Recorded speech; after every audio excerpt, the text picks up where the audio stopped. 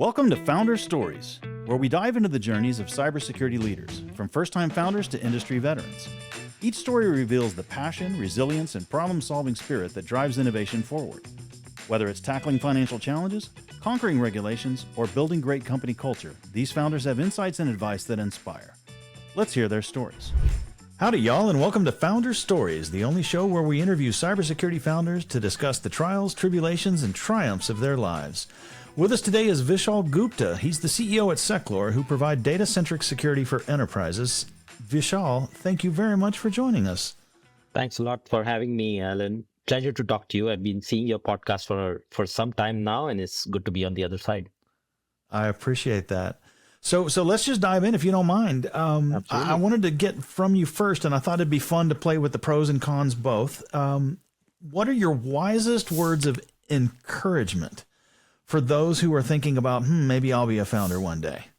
I would say that if you want to reduce the probability of being in your 40s or 50s and wondering, hey, what happened in my 20s and 30s? What did I do? What did I achieve? What difference did I make to the world? And so on. If you want to reduce the probability of that, midlife crisis, for lack of a better word, being a founder of a company is probably your best bet. Right. So that's one, right? It's just, and it's being a founder, irrespective of whether that company becomes the next Microsoft or the next, Tesla or anything, or it lands up, God forbid, but if it doesn't work and you have to wrap up the company in a year or 2 years or whatever period of time, right? This is irrespective of that, success or failure aside. So I think it's just a very fulfilling endeavor to go through. I would say that the other thing is that irrespective, again, all of this is irrespective of whether the company shuts down or it becomes the next, big thing in the world. It just, being a founder pushes you to have new experiences, right? These are experiences you're unlikely to have in any other, if you were to do a regular job, for most probably. Right. So these are going to interacting with a new set of people. If for example, instead of being a founder, you decide to be, for example, a sales rep, right? You'll have a limited set of people you will interact with in that life, right? You're meeting customers, you're meeting SEs, you're meeting a limited set of people. Or if you become a product manager or a product engineer or any of these the more standard professions, there will be an upper limit to the kind of people you get in touch with, right? That there is no such constraint with being a founder, right? You'll have experiences with people who are different cultures, different mindsets, different orientations. Everything is different, right? They're nothing like you, and they're nothing like what you ever would have interacted with otherwise, right? And also it will push your skills in areas that you're not the most competent in, right? So as a founder, you might come from one area of expertise. You might be the best product guy, or you might be the best people's person, or you might be the best sales rep, and so on. But it's going to push you to take a more holistic view to what it takes to get an enterprise up and running, right? So it's a very fulfilling endeavor. So life enrichment, life rewarding, opportunities to meet and explore and learn more and meet more people, do more things. So this all sounds fantastic. Let's flip the coin over. What are your words of discouragement for somebody who might want to become a founder? How much time do you have? No, just see. I think irrespective of what is typically said, in articles and so on, work-life balance as a founder is tough to achieve. I don't know of too many founders who've done a great job at establishing work-life balance while being a founder of a company, right? And it almost doesn't matter if you're the founder of the company and you're running a billion-dollar enterprise, and if you're a founder of a company and if you're just getting started and trying to launch a beta product or an alpha product, right? It's irrespective of that. Achieving work-life balance is tough in this business, right? So that's one, because you're also like the drummer in the orchestra. You are setting the beat, right? And everybody else has to then follow, right? So if you are setting a beat which is too slow, then you're slowing everybody down, right? And if you're speeding it up, then everybody speeds up or is forced to speed up, right? And so on.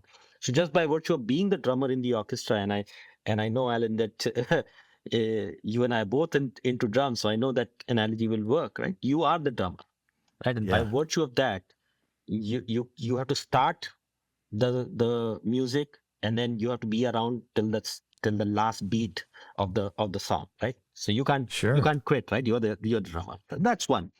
So the other thing is that as a founder, your pain threshold has to be very, very high, because by default, as the company scales up, by default, problems which nobody else can solve will come to you, and which tend to be the toughest problems in front of the company, right? So if there's any problem which anybody else can solve, if you've done a reasonable job of org design, then that problem will get solved and you'll probably never come to know about it, right? So if nobody else can solve that problem, right, that's the one that will come to you. And these are usually the worst. These are the ones that you least want to deal with. These are the worst problems of the company, Sure. right? Life threatening. You make a wrong decision, and the plane goes into the valley instead of taking off, right? Those kind of problems, right? The third is that you are being a founder. You are nearly always in uncharted territory, right? There are situations that it'll be very rare a situation where you're solving a problem or you're dealing with a situation that you've already dealt with before, right? That's very rare. You're almost always in uncharted territory. And the last bit is that it's a one-way street for most part, which is that unwinding. If you start a company and you hire people and you raise capital and you build a product and right and so on, it's not anywhere close to something like changing jobs, right? So Mm. unwinding, if you decide, hey, this is not for you, so unwinding from that decision is very difficult. So you Sure. better be. It's not like dating at all. It's closer to marriage, right? Hey, Right. in Right. theory, there is an unwinding process, right? But it's Sure. tough and painful. And so many others dependent on you too. So Absolutely. let's talk about that bit about the others, because financially, let's look at the financial lens, and I want to have that same conversation we just had. Hmm. This idea that if I go work for the enterprise, I go work for corporate America, I will have a regular predictable salary. It'll be X. I will slowly earn and save for my retirement and etc. And everyone knows with the startup, the financial model is more like I get less up front, but I've got this potential upside for this big payout on the back end, right? I mean, one successful startup is your retirement, right? Hmm. How does that work for you personally, and how does that work, with your folks too, right? With the people that are working for you and helping you. You talked about it being a marriage, right? Right. I think that idea is over dramatized, Alan. Hmm. I think it comes from maybe the film industry or the media industry, where you have a struggling actor who's living on the streets and homeless and doesn't have enough to eat, and suddenly fast forward 3 years and it becomes that same guy becomes a Tom Cruise or whoever, Right. right? And so on. So I think that idea is kind of migrated from the film and media industry, and I don't know if that's true even over there, but I don't think that there is that kind of difference between, hey, I'll just if I'm a founder, I'll just have to live on the streets and dip my bread in the water kind of Yeah. meals, and Yeah. right, and then at the end of it I'm flying in choppers and private planes and so on, right? So both ends of the spectrum are kind of over dramatized. Okay. For most founders, the journey is more continuous than it is like just taking off like a rocket, or just being in the dumps and so on, right? The Mm-hmm. Mm-hmm. gratification and the money. I mean, your question was about money, so let me speak about that first. The money is also more continuous. If you're running a company and you're running it well, right, chances are that very early on, within the first year or 2 years, you will get to a regular compensation package, which is what you would Mm-hmm. be making outside, Okay. right? If you don't get it in 1 or 2 years, maybe you'll get it in the third. And if you don't get it in the third or fourth year, right, then you should be wondering, hey, is What am there I doing? something? Yeah, what am I doing? Right? Exactly, right? And that usually results from not being able to to analyze oneself, often enough. If you're Mm-hmm. continuing to chart a path and you're going there 2, 3, 4 years, and the company is not making enough money so that it can make the founder's life comfortable, right? Then there's a challenge over there, and then your pain threshold really needs to be, very, very high. So I would say it's time to reflect, on that. And and and the other thing here is that gratification outside of money also comes regularly, right? So every time you Yes. acquire a new customer, or you have a new person who uses the product and gives you a feedback, positive ideally, right, and so on, gratification comes every day in that journey. So there's no pot of gold at the end of the rainbow kind of image that a lot of people have. That's just not true. I mean, there's every day you should be going home happier, right? Because you've achieved something, or you've acquired new I like customer, or that. you release the product, or right, and so on. So gratification is continuous. Money is also more continuous than Yeah. the over dramatization of the maybe the media industry spilling over here. Right, right. The poverty cycle and the wealth cycle are both actually less than it would appear, and the transition between is more smooth. That's right. I like that answer.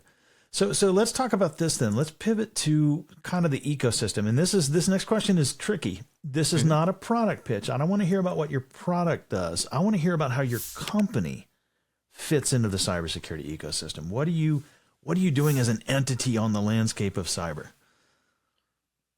That's a risky question to ask, Alan, and I'll tell you why. The risky thing is that if you get a founder of a company to talk about the space or the company or the product, you could be here and the reel on this film. I know this is digital, so you'll not run out of reels here, right? I might be dating myself, but you'll run out of reels here. So Right, right. you've put a tough question in front of me to compress it in like a minute or two. But let me attempt that. So, see, we are in the information security business, and if you look at over the last 30 or 40 years, enterprises have uh, have tried to protect one of three different things. Like either enterprises are trying to protect devices like this Mm-hmm. computer, or this server, or or the phone that you're using, and so on, or they are trying to protect networks, Mm-hmm. or they're trying to protect applications. Mm-hmm. So one of these three, or a combination, right? So antivirus systems, endpoint detection and response, right? Those are the device protection Sure. technologies. There's firewalls and intrusion detection and the network detection and response kind of things, right? So that's the network part. And then there are application security technologies of all kinds, right? Our thesis is, as a company, our thesis is that enterprises will not care about any of this going forward, because none of this belongs to the enterprise anymore. Devices are all Mm. personal. So this laptop that I'm using is personal. The phone that I use is personal. It belongs to me. The networks are all public. Right? I'm doing this podcast from home, or I'll be doing it from a hotel or airport, or somewhere else Mm-hmm. besides the governed network. And applications have all moved to the cloud. So enterprises don't own the applications that I use, the networks that I use, or the devices that I use. So so why protect any of them? I mean, why should I be bothered protecting stuff that I don't even own? Right, is the fundamental question that is hitting Yeah. enterprises over the last 4 5 years. And therefore the Right. insight is, so if not this, then what is the purpose of a CISO, or a a security team within any enterprise? And really the purpose is that all they want to do is protect data, right? As long as enterprise data is protected, Mm-hmm. in some sense enterprises will stop caring about any of this. And the providers, right, the device or the network or the application providers will start caring more and more about giving a secure device, or giving a secure network, or giving a secured application to start with, right? Yeah. So Seclore's mandate as a company is that we provide a capability to attach security, privacy, compliance policies to data itself, so that it becomes independent of the infrastructure. Perfect. Perfect. Yeah, it's almost kind of like the GDPR analogy, right? Like you're a processor, you're a controller. The device, the network, the application, these are nothing more than processors Exactly. or controllers. It's actually the data itself you care about. The GDPR rules weren't written about the company's department, they were written about the data that company's department manages and processes, right? It's that same kind of metaphor. Absolutely. And if you see, even in compliance regulations, any compliance regulation that has come up in the last 10 years, including GDPR, there is always data or information over there, right? GDPR, the D is Yes. for data, right? PDPA, Personal Data Protection Act, right? The D is for data. PIP, which is Personal Information Protection Act, the I is for information, Yeah. right? And so on. If you go Sure. back, the kind of regulations that come never had data in them, anything which came before 2015, let's say, right? So Okay. that was all around controls. You need to have such controls and so on, right? Now, GDPR doesn't care about the controls. It only cares about data. It cares about the information. It's the data. Yes. I love that. I love that. So how about this one? And I gave you that question for free. Like, tell me all about what you guys do. Up to that point, it didn't feel to me like you were selling anything. It didn't feel like you were selling your mission, your vision, your product. But that's another one of the myths, right? Is that founders are always selling 24/7. Is that, how do you feel about that one? Is that true? Do you find yourself at a cocktail party going, oh, and here's what we do? Or do you get to relax and be more human sometimes? Like, are you selling all the time? Are you always on mission? Do you get downtime? What does that split look like for you? I would say it's 90-10. 90% of the time you are selling.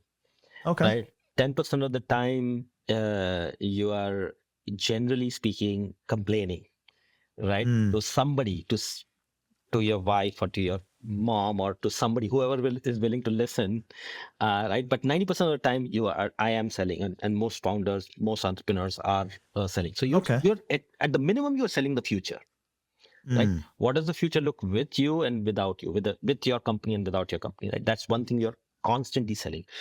Besides that, you might be selling a product or a job that you want somebody to take up. You might be selling equity in the company. You might be selling something else, but you're always selling the future. Right. Selling to the VCs, selling to the customers, selling to the prospects, selling to the employees. I get that. The prospective employees, prospective partners. You're selling to everybody. Right. Okay. Now you mentioned mom, and I want to talk about not your mom, but my mom. And I'm going to share a story about my mom first. She will not buy a single product on Amazon. She won't even shop on the internet. She still shops in the physical world. If she can't touch it, she's not buying it. She's not shipping it to my daughter. Like it's all real world stuff. So she's not very internet savvy at all. I want you to explain to my mom in 30 seconds or less what the value proposition of Seclore is. Okay. Hello, Mrs. Alford. I don't think we've met, but let me take a shot at selling the vision of my company to you. Have you ever found yourself in a situation where you shared too much information with somebody? Maybe shared a picture or a message or maybe even spoken something which you shouldn't have in retrospect. Now, with Seclore, you could almost recall information back, right? So you could recall a message or unspeak the spoken, right, which the Bible says is not possible. But with Seclore, large enterprises are able to do that. So when they share information with their suppliers or with anybody, they are able to recall that information back if they feel like they've made a mistake or if the relationship changes. Right. So how's that for a technology? That is a great, short, sweet answer. I love it. Vishal Gupta, CEO at Seclore. Thank you very much for coming and joining us here at Founder Stories. And I just want to say as well, you said you're selling 90% of the time. I felt like this was a very natural, non-selling conversation. So I'm going to call me part of the 10%. And thank you so much for coming out, and thank you so much for chatting with us. Thanks a lot, Alan. Thanks a lot for having me on your podcast. Pleasure. If you'd like to learn more, please go to founderstories.tv/Seclore. That's SECLORE.